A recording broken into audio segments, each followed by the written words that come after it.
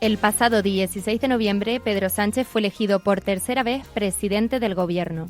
Hay que destacar que consiguió esta investidura a pesar de haber perdido las elecciones, por lo que tuvo que pactar con numerosos grupos políticos para lograr los 179 escaños, que le permitieron hacerse con el Poder Ejecutivo. Esta gran cantidad de pactos ha hecho que el Gobierno deba muchos favores a sus socios, que cada vez piden más, llegando incluso a solicitar leyes que van en contra de la Constitución, como la de amnistía. Lo que parecía imposible en un principio, ahora no solo es factible, sino que está muy cerca de materializarse, o al menos eso es lo que dice el presidente de la Generalitat, Pere Aragonés. Pese a todo lo que se ha oído hoy por parte del Partido Popular, la amnistía va a ser una realidad. La amnistía se va a aprobar. Sin ninguna duda, será una victoria de la Cataluña libre, de los ciudadanos que queremos vivir en libertad en Cataluña y queremos acabar con la represión. La amnistía solo ha creado, de momento, división en la sociedad.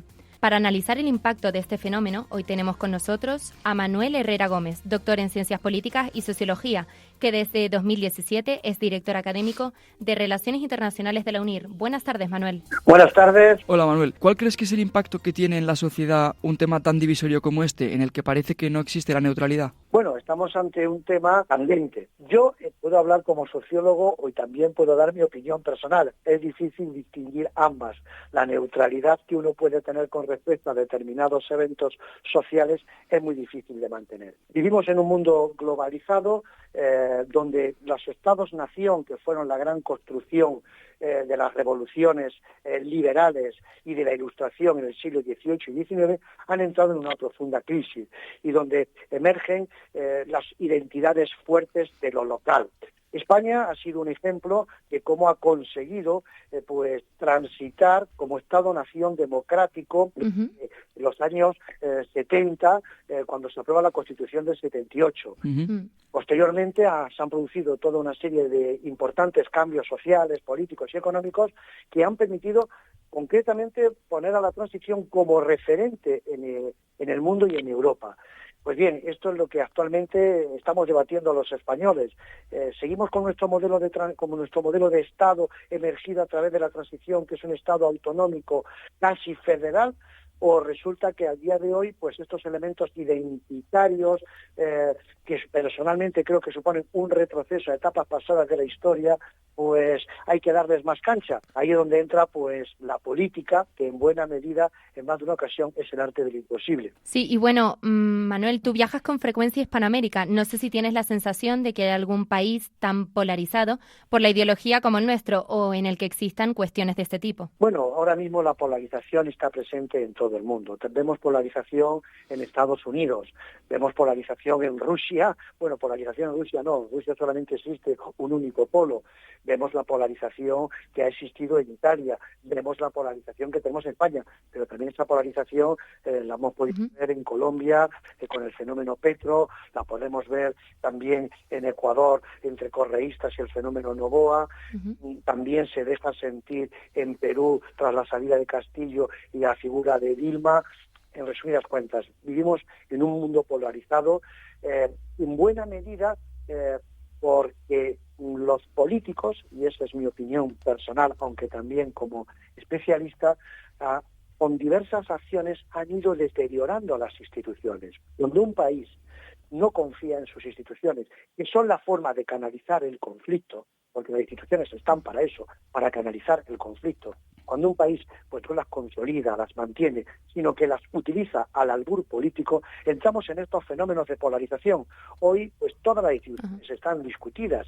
Está discutido el Tribunal Constitucional, está discutido el Consejo General del Poder Judicial, está discutido el Centro de Investigaciones Sociológicas. Pero lo mismo pasa en Colombia, lo mismo pasa en Perú, lo mismo pasa en Ecuador, lo mismo pasa en Argentina. Y la pregunta es, ¿la política está para utilizar las instituciones en la canalización del conflicto, o la política está siendo utilizada erosionar las instituciones con lo que ello conlleva de pérdida de confianza por parte de los ciudadanos? Ese es el gran dilema que tenemos en la actualidad. Sí, Manuel, hablabas antes de que es un mundo muy globalizado en el que vivimos, y no sé si crees que este mundo tan globalizado, en el que ya prácticamente no existen las fronteras entre países, puede acabar derivando en una pérdida de identidad de los mismos estados. Bueno, hay un libro muy bonito como sociólogo que a mí me encantó en su momento, en los años 80, que es el proceso de McDonaldización del mundo, de George Richard, donde nos ponía cómo, bueno, la hamburguesa y los jeans se habían convertido en elementos globalizadores, uno en la comida y otro en la vestimenta. Ciertamente, la globalización es algo que ha estado presente a lo largo de la historia de la humanidad de muy diversas formas. Podemos hablar de globalización pues con el descubrimiento de América y la apertura de Europa hacia el Nuevo Mundo, las primeras globalizaciones. Podemos hablar también de globalización pues cuando se lleva a cabo todo el proceso de expansión colonial por parte de Inglaterra y por parte de Francia.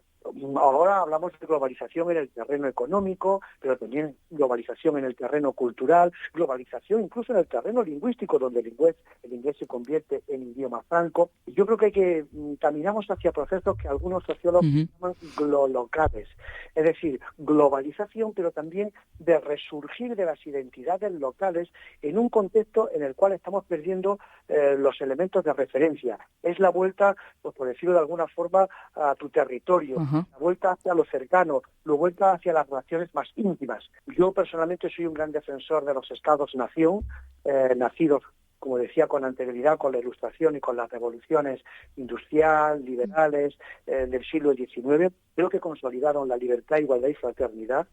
Y bueno, sencillamente creo que en estos momentos lo que hay que buscar es los cauces apropiados para actualizarlos en un mundo donde el gran reto creo que actualmente está entre la fragmentación entre el humano y los demás. Y tú, Manuel, que tienes tanta experiencia en este ámbito, ¿hasta qué punto crees que la educación puede jugar un papel importante a la hora de erradicar estos movimientos? Hombre, la educación es clave y es pieza fundamental. Y digamos que si Adam Smith levantara la cabeza, pues diría que la riqueza de las naciones ya no está en los bienes inmuebles, sino que está en la formación del capital humano. Hombre, la educación tiene que tener un importante componente de carácter técnico, pero también tiene que tener un importante componente cívico, de educar personas. Máxime teniendo en cuenta en estas sociedades donde los procesos de configuración de la identidad se hacen más complejos. Ahora bien, la educación y las instituciones educativas no tienen que sustituir a la primera agencia de socialización y de educación, que es la familia. Y es lo que ocurre en muchos estados, que quieren usurpar, desde mi punto de vista, un papel que corresponde a la familia como agencia socializadora. Pero la educación es clave. Pero claro, una educación que no sea sectaria, una educación que no divida, una educación que busque más unir, una educación, al fin y al cabo, que saque lo mejor de la persona y no pues aquellos elementos que más de una ocasión sirven para desunir colectividades, grupos, personas e instituciones. Manuel Herrera Gómez, doctor en Ciencias Políticas y Sociología, muchísimas gracias por estar hoy con nosotros y por dar un poco de luz a un tema tan actual como complejo. Un abrazo. A ustedes.